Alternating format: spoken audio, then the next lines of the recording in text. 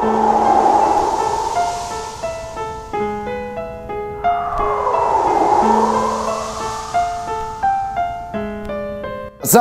warahmatullahi wabarakatuh. Selamat malam semuanya teman-teman. Selamat datang kembali di channel kesayangan kita, channel Ilo Extreme.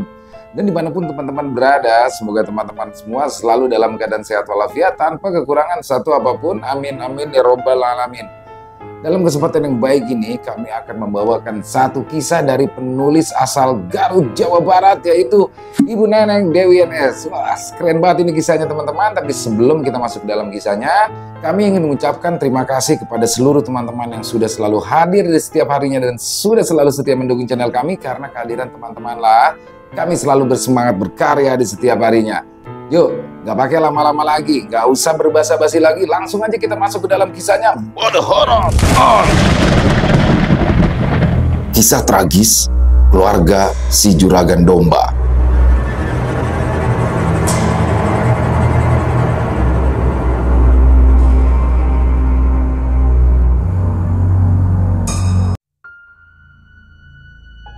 Di sebuah kampung yang terletak di daerah Garut Utara yang suasananya masih asri dan hijau, tampak sebuah rumah berlantai 2 berdiri megah menjadi satu-satunya rumah paling bagus yang ada di kampung tersebut. Pemilik rumah mewah tersebut adalah Pak Rashid, salah satu orang terpandang di kampungnya. Pak Rashid dikenal sebagai juragan domba dan memiliki peternakan domba yang terbilang cukup sukses. Karena penjualan ternak dombanya sudah tersebar ke Sentoro Garut, Tasikmalaya, bahkan sampai ke kota-kota di luar Jawa Barat. Keberadaan Pak Rashid juga sangat menguntungkan bagi warga, karena jadi membuka lapangan pekerjaan untuk warga yang membutuhkan pekerjaan tanpa harus merantau keluar kampung. Mereka dipekerjakan sebagai pengurus ternak domba, pencari pakan rumput, dan penjual daging domba potong yang memang masih sangat tinggi permintaannya di wilayah Garut. Selain dikenal karena kesuksesannya dalam berwirausaha, rumah tangga Pak Rashid dengan Bu Intan istrinya juga menjadi panutan warga. Bukan tanpa alasan semua itu, karena Pak Rashid dan istrinya tampak selalu harmonis dan mesra. Sehari-harinya, Bu Intan bertugas membantu Pak Rashid dalam mengontrol keuangan atas semua usaha milik suaminya. Memang suami istri itu sangatlah kompak dan selalu bahu-membahu dalam menjalani usaha peternakan domba mereka. Pak Rashid dan Bu Intan juga beruntung dikaruniai seorang anak gadis yang sangat cantik secantik ibunya bernama Cynthia yang baru saja berusia 17 tahun. Saat ini Cynthia masih kelas 3 SMA dan tak lama lagi akan menjadi mahasiswi. Cynthia yang ingin meneruskan usaha peternakan domba milik kedua orang tuanya nanti bercita-cita ingin kuliah mengambil jurusan peternakan. Seperti halnya kedua orang tuanya, Cynthia pun juga berkepribadian ramah dan suka menolong. Ia tak pernah menyombongkan kekayaan kedua orang tuanya. Sungguh sebuah keluarga idaman semua orang yang nyari sempurna. Pak Rashid juga dikenal sebagai dermawan karena ia suka menyumbang setiap kali ada pembangunan masjid, fasilitas umum, dan bahkan rutin memberi santunan kepada anak yatim piatu dan juga untuk janda miskin yang ada di kampungnya. Dia juga tak segan-segan untuk membantu warga ataupun tetangganya yang butuh pinjaman uang dan tak pernah memberi bunga. Bahkan saking baik hatinya, Pak Rashid tak pernah memberi tenggat waktu kapan uang pinjaman itu harus dikembalikan. Mereka juga bebas untuk membayar kapan saja bila sudah memiliki uangnya. Sifat dermawan dan suka menolong Pak Rashid inilah yang membuatnya begitu dicintai sekaligus dihormati warga. Tak heran bila menjelang pemilihan kepala desa yang baru, banyak warga meminta Pak Rashid agar ikut mencalonkan diri sebagai kepala desa dan bersaing dengan Pak Tono dan juga Pangkus. Awalnya, Pak Rashid menolak karena takut tak bisa menjalankan amanah dengan baik seandainya nanti terpilih menjadi kepala desa. Pak Rashid merasa jika dirinya belum mumpuni untuk menjabat jabatan yang dinilai bergengsi tersebut. Hal ini tentu saja membuat dua calon lawannya, Pak Tono dan Pak Engku Sumringah, karena tahu jika Parasit adalah lawan tangguh untuk mereka berdua. Akan tetapi, warga yang memang sudah tahu seperti apa karakter Parasit diwakili para tokoh masyarakat di sana, warga terus membujuk Parasit agar mau ikut pencalonan kepala desa yang akan berlangsung 6 bulan lagi.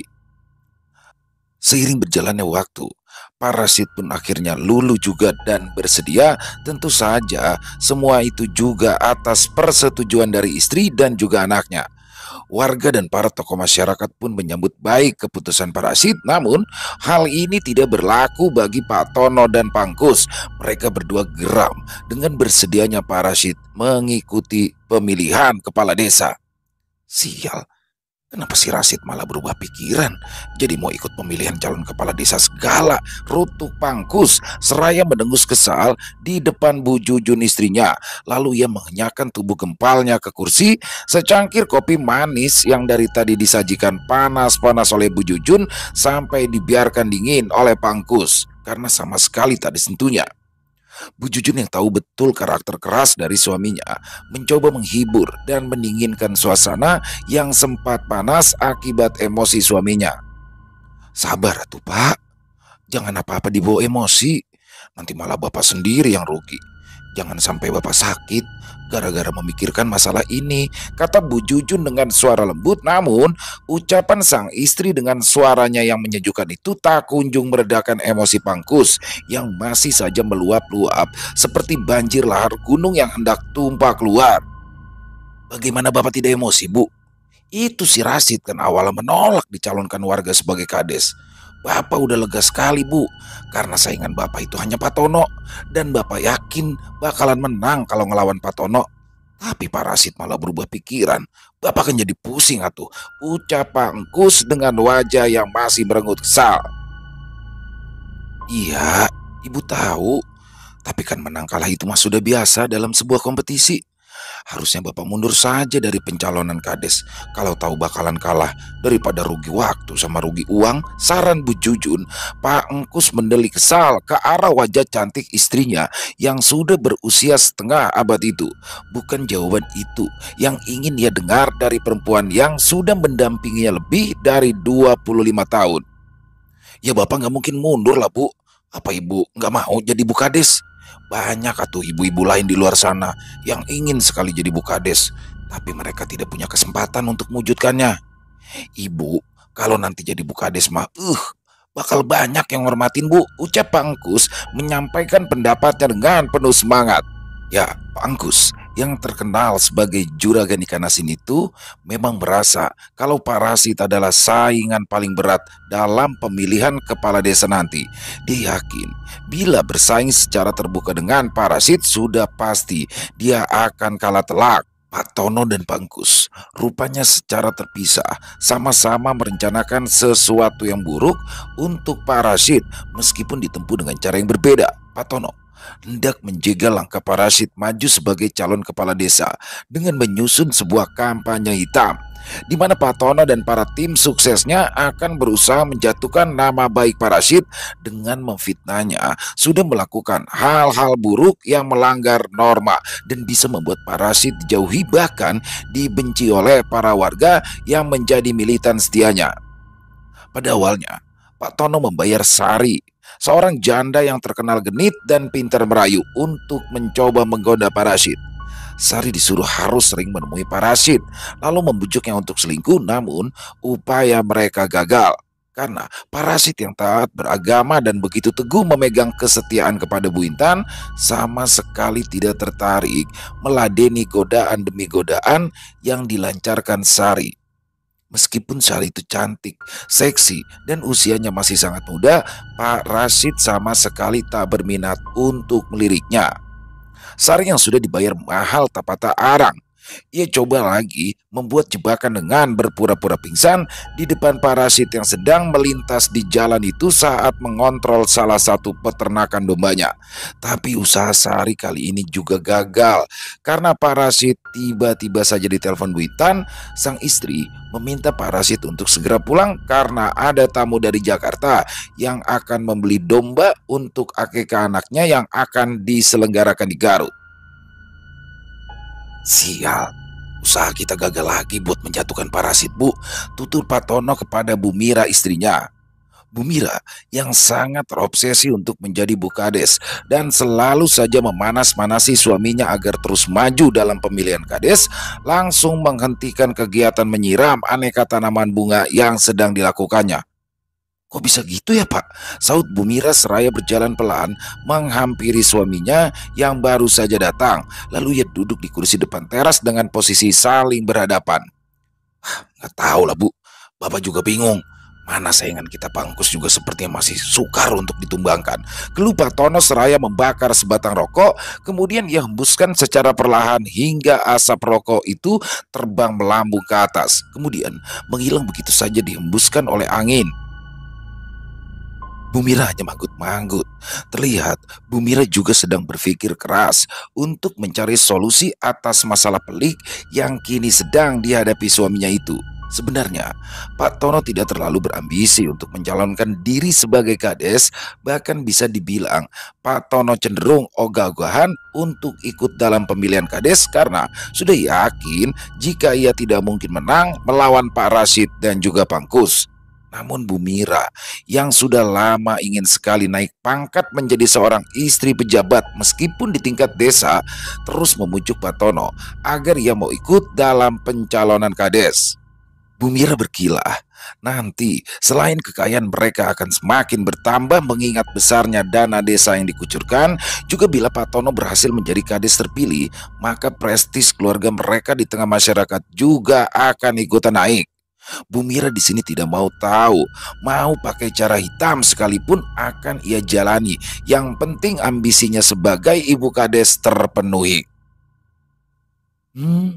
Jadi begitu. Ibu paham sekarang.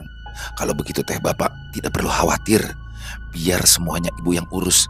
Bapak mau tahu beres aja, ujar Bu Mira sambil melemparkan senyum ke arah suaminya yang masih terlihat bingung. Maksud Ibu apa? Tanya Pak Tono. Udah, Bapak mah cuma tinggal duduk manis aja. Biarin untuk yang satu ini, Ibu yang urus sampai beres. Tandas Bu Mira sambil tersenyum penuh arti. Menjelang kampanye pemilihan Kades, suasana desa mulai memanas karena setiap pendukung calon Kades saling bersaing untuk menarik simpati para pemilih dengan berbagai cara. Ada yang melakukan kampanye secara terang-terangan dengan mensosialisasikan program-program unggulan yang akan diusung setiap calon, tapi ada juga yang memilih jalur kiri dengan diam-diam menghasut warga dengan melakukan kampanye hitam atau menjalankan politik uang dengan menyebar uang dalam amplop dengan harapan semoga uang tersebut bisa membuat warga mau memilih calon jagoannya. Hal yang berbeda justru dialami oleh Pak Rashid. Justru di saat kedua calon Kades saingannya yaitu Pangkus dan Pak Tono sibuk melakukan kampanye kemana-mana, Pak Rashid sekeluarga justru malah mendapatkan musibah. Pak Rashid dan Cynthia sangat terpukul saat Bu Intan tiba-tiba saja sakit lalu meninggal dunia. Pagi itu, mendadak Ibu Intan muntah darah, disusul mengalami pendarahan hebat yang tidak ada habis-habisnya, hingga membuat kasur yang ditempatinya berubah warna menjadi merah dan berbau anyir darah. Sebelumnya, sekitar seminggu yang lalu Bu Intan sempat mengalami sakit aneh. Bu Intan yang pada awalnya sehat walafiat tiba-tiba saja mengeluh, perutnya terasa sangat sakit hingga membuat Bu Intan hanya bisa menangis sambil berteriak-teriak kesakitan. Anehnya, Bu Intan akan mulai merasakan penyakit anehnya itu kambuh hanya di saat-saat tertentu saja, yakni dimulai setiap habis maghrib dan baru akan berakhir ketika azan subuh berkumandang. Akan tetapi, setiap kali Bu Intan diperiksakan ke dokter, justru berdasarkan hasil diagnosa dokter sama sekali tidak ditemukan penyakit apapun. Bahkan dokter berkata, kondisi Bu Intan sehat-sehat saja, sama sekali tidak ada gangguan kesehatan apapun. Hal ini berbanding terbalik dengan kondisi Bu Intan yang semakin lama semakin memburuk. Perutnya kian membesar, padahal Bu Intan sedang tidak dalam keadaan hamil. Rasanya memang kecil kemungkinan juga Bu Intan bisa hamil lagi, mengingat usianya yang sudah memasuki masa menopause. Kondisi tersebut membuat Bu Intan hanya bisa terbaring lemah di atas ranjang, tidak bisa lagi beraktivitas normal seperti biasanya. Dan puncaknya, setelah hampir 2 minggu menderita sakit yang tidak wajar dan sempat memuntahkan darah segar juga pendarahan, Bu Intan pun pada akhirnya menghembuskan nafas terakhir. Pemandi jenazah bahkan mengaku kesulitan untuk memandikan jenazah Bu Intan karena dari setiap lubang yang ada di tubuhnya terus-menerus mengucurkan darah yang tiada hentinya. Begitu juga dengan orang yang hendak mengkafani jenazah Bu Intan. Mereka merasa kesulitan karena harus berkali-kali mengganti kain kafan. Soalnya kain kafan yang berwarna putih tersebut langsung berubah menjadi warna merah karena berlumuran darah yang terus-menerus mengucur dari tubuh Bu Intan. Namun untungnya, semua itu pun bisa berakhir setelah Ustadz Zaki, salah seorang ustadz yang dikenal memiliki pesantren di desa tersebut, diminta warga untuk turun tangan membantu mentalkin jenazah Bu Intan. Kasihan sekali Bu Intan ini. Dia menjadi korban santet mematikan. Sayangnya, sudah terlambat untuk ditangani. Semoga Allah mengampuni semua dosa-dosa almarhumah dan diberikan tempat yang terbaik di sisinya. Amin. Batin Ustadz Zaki dalam hati. Ya, Ustadz Zaki yang dikenal sering meruqyah dan juga membantu orang-orang yang mendapat gangguan dari makhluk-makhluk tak kasat mata, tidak berani secara terang-terangan memberitahukan Pak Rashid dan juga Cynthia kalau Bu Intan meninggal dunia akibat serangan santet tingkat tinggi. Ustadz Zaki lebih memilih untuk menyimpannya sendiri karena bila hal itu disebarkan, takutnya nanti malah akan menimbulkan fitnah. Namun sebelum pamit kepada Pak Rashid, Ustadz Zaki sempat berpesan pada beliau agar makin mendekatkan diri kepada Tuhan. Hanya karena pada Tuhanlah kita serahkan semuanya. Pak Rashid hanya manggut-manggut seraya mengucapkan terima kasih. Cynthia yang memang sangat dekat dengan sang ibu pun tidak kalah terpukul dengan kenyataan pahit tersebut. Sejak Bu Intan meninggal dunia, Cynthia kerjanya hanya mengurung diri di dalam kamar menangis sambil memeluk foto ibunya. Pak Rashid dan juga anggota keluarga lain selalu gagal untuk membujuk Cynthia agar ia mau makan dan keluar kamar, sampai akhirnya tetangga mereka, Bu Tarmi, dan anaknya Rianti yang selalu rajin datang ke rumah Pak Rashid untuk membantu memujuk Cynthia. Rianti bahkan mau menemani Cynthia tidur dan mengajaknya bermain karena usia mereka yang hanya terpaut 2 tahun. Bu Tarmi pun juga suka mengirimi makanan yang enak-enak kesukaan Cynthia. Meskipun sudah memiliki anak yang sudah gadis, tapi Bu Tarmi yang sudah lama menjadi janda itu memang berparas sangat cantik. Ditambah lagi dengan tutur katanya yang selalu sopan, halus dan lembut, bisa membuat siapa saja menjadi betah untuk berlama-lama mengobrol dengan Bu Tarmi. Akan tetapi, musibah yang menimpa Pak Rashid dan ketidakhadirannya dalam setiap acara kampanye keliling desa rupanya tidak mempengaruhi penilaian warga terhadap keluarga Pak Rashid. Bahkan ketika hari H pemilihan kades berlangsung, Pak Rashid berhasil menang telak dan perolehan suaranya berhasil mengungguli kedua rivalnya, yaitu Pak Tono dan juga Pak Engkus. Hal ini jelas membuat Pak Engkus dan juga Pak Tono sangat kecewa ketika Pak Engkus akhirnya memutuskan untuk mengakui kemenangan Pak Rashid. Berbeda dengan Pak Tono yang menuduh jika Pak Rashid melakukan kecurangan dan menempuh jalur hitam untuk memenangkan pemilihan kades ini. Saya yakin Pak Rashid itu main dukun untuk memenangkan pemilihan kades periode kali ini. Coba Bapak dan Ibu pikir, belum lama ini tuh Bu Intan sakit aneh. Saya yakin Pak Rashid mah sengaja menumbalkan Bu Intan, kata Pak Tono dengan berapi-api. Semua warga yang mendengar pernyataan dari Pak Tono awalnya tidak percaya begitu saja. Mereka bahkan menuduh jika Pak Tono mengada-ngada dan menebar fitnah kepada orang yang sudah meninggal. Namun tiba-tiba Bu Mira di sini ikut angkat bicara dan menyampaikan dukungan atas ucapan suaminya itu. Ibu-ibu, bapak-bapak, apa yang disampaikan oleh suami saya mah itu bukan fitnah. Coba aja tadi pikir, Parasit mah tidak ada mengadakan kampanye ke Sentro Kampung.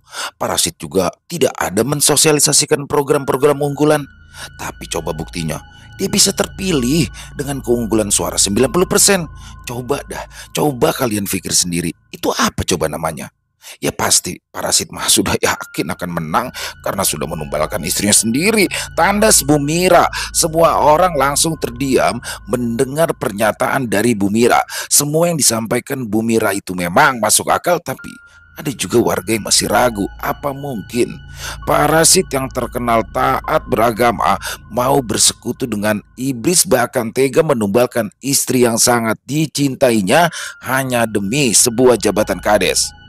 Suasana pun berubah riuh oleh warga yang pro kontra. Hal ini pun membuat Pak Tono dan Bu Mira tersenyum puas karena hasutan mereka sepertinya mulai berhasil memecah belah warga. Sementara itu Pak Rashid yang tidak terima atas ucapan dari Pak Tono dan juga Bu Mira yang dianggapnya sebagai fitnah keji tentu saja tidak tinggal diam. Maaf ya Pak Tono, Bu Mira, mohon maaf. Tapi insya Allah saya ini masih punya iman dan juga masih punya rasa takut akan murkanya Allah. Saya mah tidak mungkin melakukan seperti yang Pak Tono dan Bu Mira tuduhkan kepada saya. Semua fitnah itu terlalu keji dan saya tidak bisa terima, kata Pak Rashid mencoba membela diri. Mana ada maling yang mau mengaku Pak Rashid. Kalau itu mah nanti penjara bisa penuh atuh. Saya mah atas nama warga cuma minta Pak Rashid membuktikan kepada kami kalau memang semua tuduhan itu tidak benar. Gampang kan? Tantang Bu Mira yang rupanya menjadi garda terdepan demi membela Pak Tono suaminya. Apa Bu? Apa yang harus saya lakukan untuk membuktikan biar Bu Mira dan Pak Tono dan juga semua warga percaya kalau saya tidak pernah menumbalkan istri saya demi untuk mendapatkan jabatan kades? Pak Rashid yang mulai tidak nyaman terus dipojokkan oleh Bu Mira dan Pak Tono di depan warga akhirnya balas menantang. Bu Mira malah tersenyum sinis. Yakin kalau Pak Rashid punya nyali untuk melakukannya? Bu Mira di sini malah mencibir. Maksud ibu apa ya? Saya demi Allah Bu tidak takut, karena saya merasa berada di jalan yang benar. Bila ibu minta saya untuk melakukan sumpah di atas Al-Quran, saya akan melakukan sekarang juga. Pak Rashid kali ini balik menantang. Bukan itu atau pacar yang saya maksud Pak Rashid, saut Bu Mira masih dengan nada suara mengejek ke arah Pak Rashid yang masih berdiri di hadapan halayak ramai itu. Pak Rashid kaget. Setahu Pak Rashid, selama ini hanya bersumpah di atas Al-Quranlah satu-satunya pembuktian yang dilakukan seseorang atas tuduhan bersalah atau tidaknya, dan memang hanya itulah cara yang mengikuti syariat agama yang dianutnya. Maksud Bu Mira bagaimana? Tanya Pak Rashid masih tidak mengerti maksud dari ucapan Bu Mira. Sumpah pocong. Kita lakukan sumpah pocong. Pak Rashid berani. Kedua bola mata Bu Mira menatap tajam ke arah Pak Rashid. Ya, Bu Mira yakin sekali kalau Pak Rashid pasti tidak akan mau melakukannya karena itu adalah cara yang dianggap sebagian orang melanggar syariat Islam, meskipun terkadang masih dilakukan oleh segelintir orang. Pak Rashid menggeleng-gelengkan kepalanya. Maaf Bu Mira, bukannya saya tidak berani, tapi setahu saya mas sumpah pocong itu melanggar. Saya tidak mau melakukannya. Masih banyak Bu cara lain yang tidak melanggar norma agama yang dianut sebagai pembuktian. Tolak Pak Rashid dengan tegas. Ya, Pak Rashid bukannya takut, tapi dia tidak mau nantinya akan ada akibat buruk yang menimpa Pak Tono ataupun Bu Mira kalau sampai mereka melakukan sumpah pocong. Soalnya Pak Rashid merasa dia sedang difitnah oleh pasangan suami istri yang tidak terima kalah dalam ajang pemilihan kades. Makanya mereka berdua mencari-cari cara untuk memojokkannya dengan menuduh Pak Rashid bersekutu dengan iblis lewat penumbalan Bu Intan. Ya, kalau Pak Rashid tidak berani, yaitu artinya Pak Rashid takut mati karena tuduhan penumbalan itu tandanya benar. Betul kan? Kali ini giliran Pak Tono yang berbicara memperkuat semua pernyataan istrinya. Dalam waktu singkat, suasana pun kembali riuh oleh warga yang kembali pro dan kontra dengan keputusan Pak Rashid. Warga pun kini seperti menjadi terbelah dua suaranya, untuk yang membela Pak Rashid dan yang percaya kalau ucapan Pak Tono dan juga Bu Mira itu benar adanya. Tidak ingin jika kegaduhan terus berlanjut, pada akhirnya Pak Rashid pun mengambil sebuah keputusan yang menurutnya adalah cara terbaik dan tidak menyakiti siapapun kecuali merugikan dirinya. Baiklah bapak-bapak, ibu-ibu, daripada kita teruskan debat yang tidak akan ada ujungnya ini, lebih baik saya akhiri. Saya tegaskan, saya tidak akan pernah mau untuk melakukan sumpah pocong. Namun, demi kemaslahatan bersama, saya sudah mengambil keputusan untuk mundur sebagai kades terpilih, kata Pak Rashid diplomatis. Tentu saja, keputusan Pak Rashid ini sungguh mengagetkan semua orang, termasuk Pak Tono dan juga Bu Mira, yang sama sekali tidak menyangka kalau Pak Rashid benar-benar menunjukkan kalau ia tidak gila jabatan. Suasana yang tadi sempat riuh kini pun berubah hening untuk beberapa saat. Pak Rashid kemudian meninggalkan tempat itu dan langsung bergegas pulang menuju ke rumahnya. Pak Rashid yang memang sejak awal tidak terlalu berambisi untuk menduduki jabatan sebagai kades, akhirnya merasa lega. Kini ia sudah melepaskan sesuatu yang malah ke depannya hanya akan membuat perpecahan di antara warganya. Pulang ke rumah, Pak Rashid pun disambut senyum Cynthia sang putri. Pak Rashid sangat bahagia. Senyum yang sempat berhari-hari hilang dari wajah Cynthia kini sudah hadir kembali. Semua itu berkat kehadiran Tarmi dan anaknya Rianti yang getol datang setiap hari menemani dan menghibur Cynthia. Bapak sudah makan siang belum? Tadi Bu Tarmi kesini nganterin nasi goreng buatannya buat kita berdua, Pak. Cynthia tadi udah nyicipin. Rasa nasi gorengnya enak banget loh, Pak, ucap Cynthia seraya menggandeng tangan sang ayah agar segera masuk ke dalam rumah. Oh ya, kalau begitu kita makan siang bareng ya, Sin, ajak Pak Rashid seraya mengusap-ngusap rambut ikal sang putri. Cynthia mengangguk seraya bergegas berjalan ke dapur untuk mengambil piring dan juga air minum. Ya, sejak meninggal dunianya Bu Intan, Bu Tarmi dan juga Rianti anaknya memang rutin setiap hari datang ke rumah Pak Rashid. Awalnya kehadiran keduanya tidak terlalu disukai oleh Pak Rashid, karena bagaimanapun mereka berdua bukanlah muhrim dan tidak ada ikatan saudara baik dari pihak Pak Rashid maupun dari pihak mendiang Ibu Intan. Bu Tarmi seorang janda beranak satu, sedangkan Pak Rashid kini berstatus duda ditinggal mati beranak satu juga. Pak Rashid tidak mau jika nanti warga berspekulasi yang bukan-bukan pada mereka berdua. Namun seiring berjalannya waktu, dalam waktu singkat, kehadiran Bu Tarmi dan juga Rianti seakan memberi angin segar untuk keluarga kecil Pak Rashid. Selain mereka berdua sudah bisa membuat Cynthia kembali ceria pasca kehilangan sosok ibu kandungnya, tapi Bu Tarmi juga sering membawakan makanan untuk Pak Rashid dan juga Cynthia. Meskipun bukan makanan yang mewah atau mahal, tapi rasanya sangat enak dan seolah tak ada duanya, hingga membuat lidah Pak Rashid dan Cynthia menjadi ketagihan. Sampai suatu hari, Pak Rashid terpaksa pulang larut malam karena ia harus mengontrol pengiriman domba untuk keluar kota Garut, tepatnya ke Jakarta. Sementara Cynthia sedang dalam kondisi sakit. Karena sakit mahnya kambuh lagi, Pak Rashid tidak mungkin menyuruh Pak Saeb, orang kepercayanya, untuk mewakilkannya, karena Pak Rashid harus menandatangani kontrak kerjasama pengiriman domba secara rutin ke sebuah rumah makan dan sate khusus daging domba di Jakarta. Pada awalnya, Pak Rashid gelisah. Ia takut jika Cynthia kesepian dan sendirian di rumah dengan kondisi yang sedang sakit, tidak ada yang mengurusnya. Beliau juga tidak mungkin membawa Cynthia ikut serta, takut membuat sakitnya semakin parah. Namun rupanya Bu Tarmi dan juga Rianti begitu setia menemani Cynthia, bahkan mereka berdua tidak berani lancang ikut tidur di kamar, melainkan tidur di sofa. Pak Rashid kaget sekaligus terharu melihat pemandangan itu, hatinya jadi tersentuh. Ya Allah, kenapa ada orang sebaik mereka yang begitu sayang pada Cynthia dan mau berkorban demi Cynthia yang sedang sakit, ucap Pak Rashid lirih yang mulai merasa simpati dan berhutang budi atas kebaikan Bu Tarmi. Keesokan harinya, Cynthia pun bercerita kalau Butarmi dan juga Rianti begitu telaten mengurusnya selama sakit. Mereka berdua pun berbagi tugas. Rianti membantu mengerjakan semua pekerjaan rumah yang biasanya dikerjakan oleh Cynthia, tapi menjadi terbengkalai karena Cynthia sedang sakit. Sementara Butarmi mengurus dan merawat Cynthia, membuatkannya bubur dan menyuapinya, bahkan membawanya berobat ke dokter. Ibu mah khawatir kamu nanti sakitnya tambah parah, Sin. Kalau tidak diperiksa ke dokter, nggak apa-apa ya. Biar ibu nanti yang nganterin. Bujuk Butarmi dengan wajah yang menunjukkan rasa khawatir.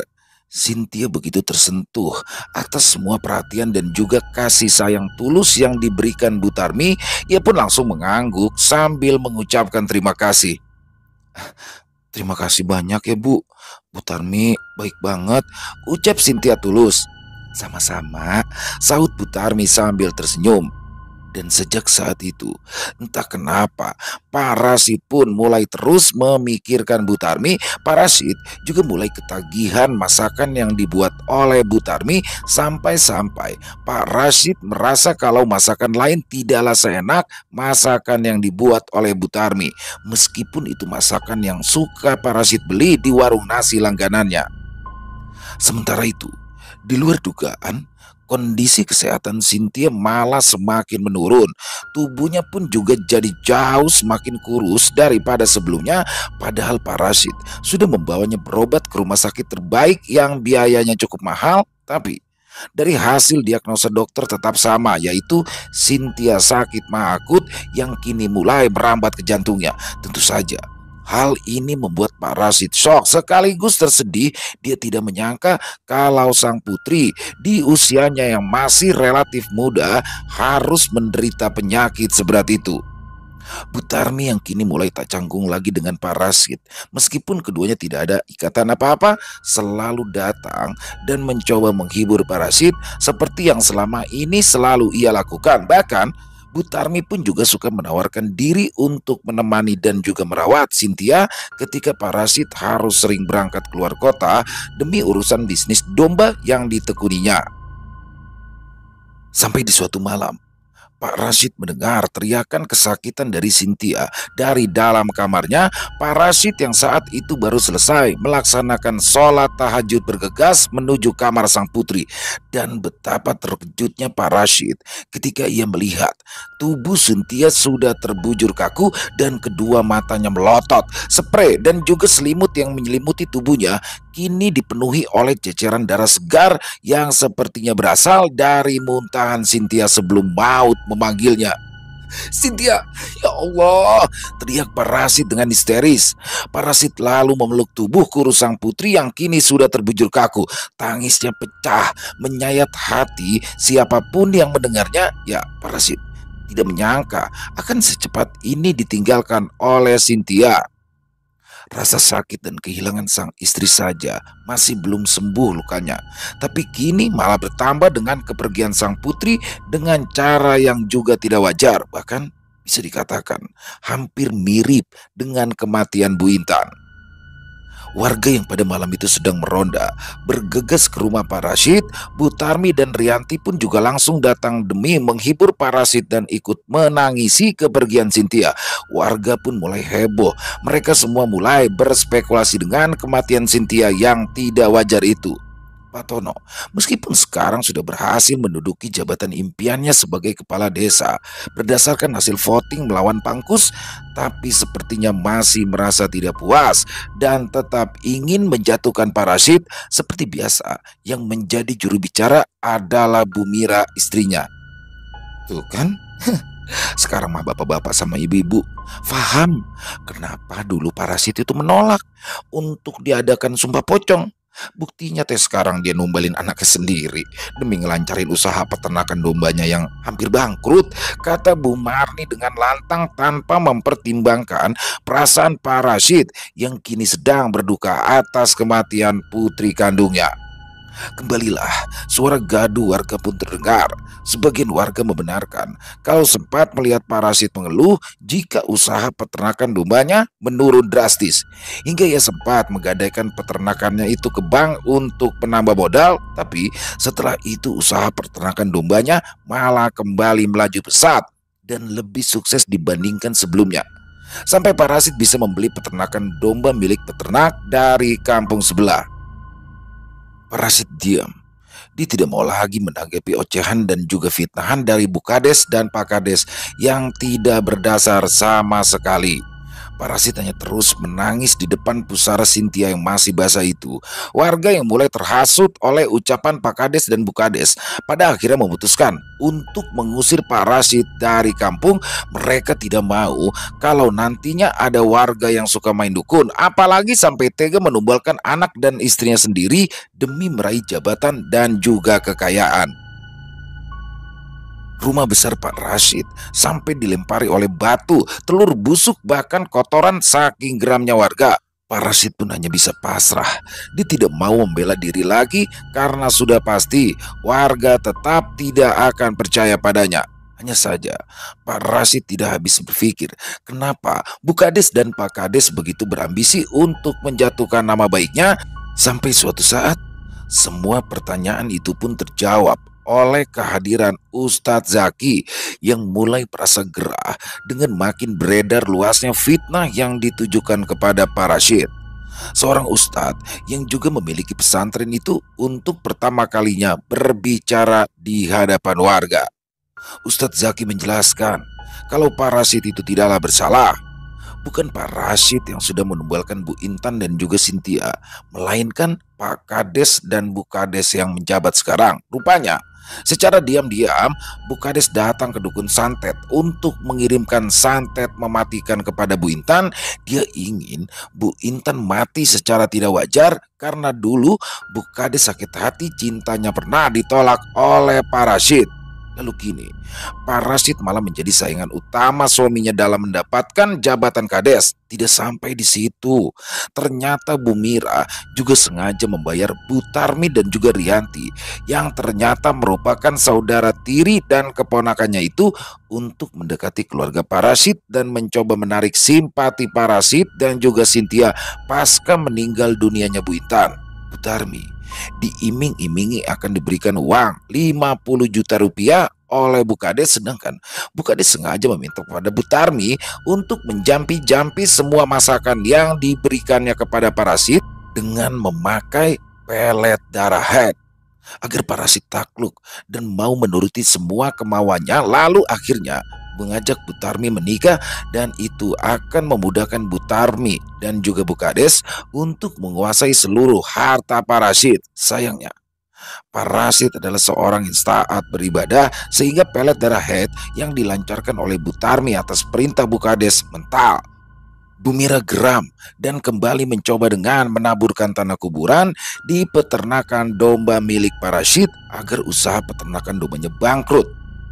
Maka dari itu usaha parasit sempat jatuh, tapi lagi-lagi karena Pak Rashid rajin bersedekah dan menyantuni anak yatim dan juga kaum duafa, justru usahanya perlahan naik kembali, bahkan lebih sukses daripada sebelumnya. Merasa kesal atas semua usahanya yang gagal, Bu Kades pun nekat mengirimkan santet yang pernah dia kirimkan ke Bu Intan. Kini sasarannya adalah Cynthia. Hal itu dilakukan untuk membuat warga semakin yakin kalau memang Pak Rashid menumbalkan anak dan istrinya. Setelah Pak Rashid berhasil diusir keluar kampung, Pak Kades dan Bu Kades berencana akan memakai kekuasaan mereka sebagai pejabat untuk menguasai seluruh harta milik Pak Rashid dengan embel-embel demi kemajuan warga. Namun, Tuhan lebih menyayangi Pak Rashid. Secara diam-diam, rupanya Ustadz Zaki yang sudah menaruh curiga dengan gerak-gerik Bu Kades yang suka mendatangi kuburan tua yang ada di perbatasan desa, akhirnya berhasil memergokinya.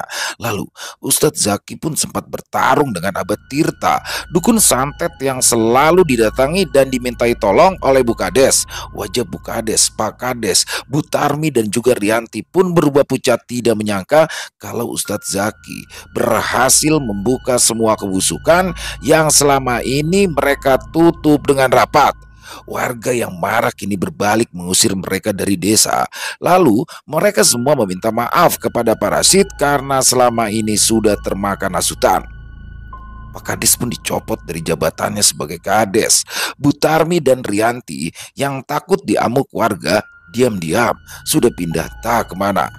Keesokan harinya warga menemukan pasangan suami istri, mantan Kak Kades dan mantan Bu Kades, ditemukan tewas mengenaskan di rumahnya dengan mulut berbusa, dan di samping jasad mereka terdapat 2 botol bekas racun serangga. Setiap manusia ditakdirkan untuk hidup berpasang-pasangan sesuai kodrat yang digariskan oleh Tuhan. Meskipun proses untuk mendapatkan pasangan setiap orang itu berbeda-beda, ada yang cepat, ada yang lambat, bahkan bisa juga ada yang pada akhirnya gagal mendapatkan pasangan hidup akibat beberapa faktor. Berhati-hatilah dalam memilih pasangan hidup. Adalah sebuah keharusan, karena memiliki pasangan itu pasti tujuan utamanya adalah untuk menghabiskan waktu bersama seumur hidup. Lalu membina rumah tangga yang harmonis dengan anak-anak dan anggota keluarga lainnya. Namun tidak semua orang beruntung bisa mendapatkan pasangan yang bisa membuat hidupnya bahagia. Terkadang ada orang yang kurang beruntung karena justru malah mendapatkan pasangan yang justru malah membawanya dalam penderitaan dan ketidakbahagiaan. Seperti yang sudah dikisahkan dalam kisah barusan, dengan harapan semoga kita semua bisa mengambil hikmahnya. Selesai. Wow, kisah dari Bu Neneng keren banget kisahnya. Kisah tentang keluarga parasit ya, juragan domba. Jadi di sini luar biasa sekali bagaimana beliau menghadapi banyak cobaan dalam hidupnya. Jadi banyak harta, dia banyak harta, bergelimang harta sebagai peternak domba, juragan domba yang sukses.